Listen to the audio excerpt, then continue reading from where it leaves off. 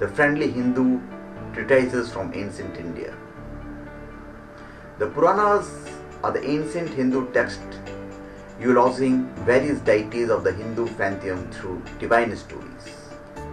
The multiple scriptures known by the name of Puranas can be categorized under the same class as the Itihasas or histories, the Ramayana and the Mahabharata, and is believed to have been derived from the same religious system as the epics that were the best products of the mytho-heroic stage of Hindu belief.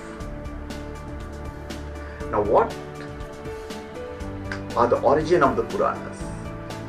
Although the Puranas share some of the traits of the great epics, they belong to a later period and provide a more definite and connected representation of the mythological fictions and the historical traditions.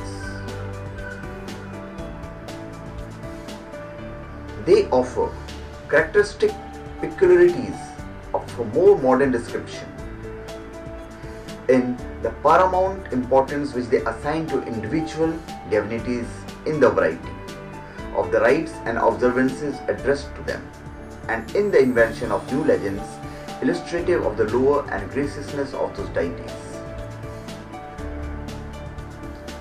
Now I'll tell you about the 5 characteristics of the Puranas. According to Swami Sivananda, the Puranas can be identified by Panchalakshana, or 5 characteristics they possess: history, cosmology, often with various symbolic illustrations of philosophical principles, secondary creations, genealogy of kings, and of Manvantaras of the period of Manu's rule, consisting of 71 celestial yugas or 306.72 million years. All the Puranas belong to class of Suhrit Samitihas or friendly treatises, markedly offering an authority from the Vedas, which are called the Prabhu Samitihas or the commanding treatise. Now, what was the purpose of Puranas? The Purana had the essence of the Vedas and written to popularize the thoughts contained in the Vedas. They were meant not for the scholars but for the ordinary people who would hardly fathom the high philosophy of the Vedas. The aim of the Purana is to impress upon the minds of the masses the teaching of the Vedas and to generate in them God, to generate in them the devotion to God through concrete examples, myths, stories, legends, lives of saints, kings and great men, allegories and chronicles of great historical events. Ancient sages used these images to illustrate the eternal principle of the belief system that came to be known as Hinduism. The Puranas helped the priests to hold religious discourses in temples and on banks of holy rivers, and people loved to hear these stories. These texts are not only replete with information of all kinds but also very interesting to read. In this sense, the Puranas play a pivotal role in Hindu theology and cosmogony. Now, the form and the author of the Puranas. The Puranas are mainly written in the form of a dialogue in which one narrator relates the story in reply to the unique inquiries of the another.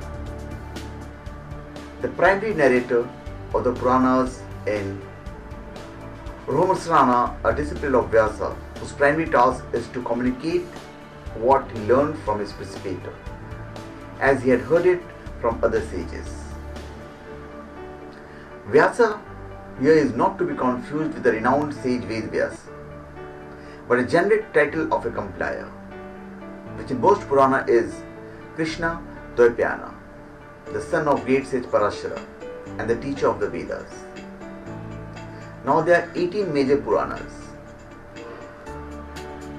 and an equal number of subsidiary Puranas or